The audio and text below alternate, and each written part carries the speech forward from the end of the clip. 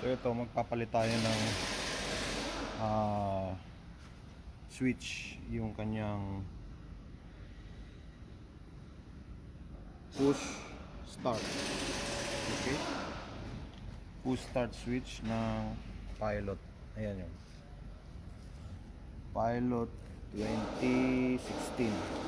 Okay, ayun siya. So bubuksan natin ito ngayon.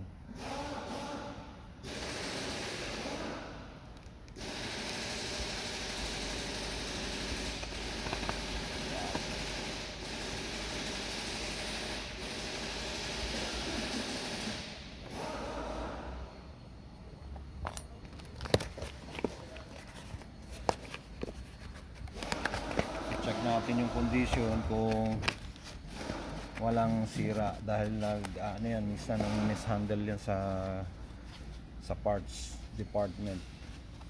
So far ano naman siya, balot na balot.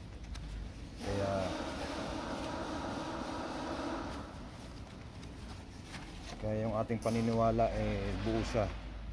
Ayan, oh. Engine start stop switch. Okay, engine start stop switch. Yan, bago. Papalitan natin yan.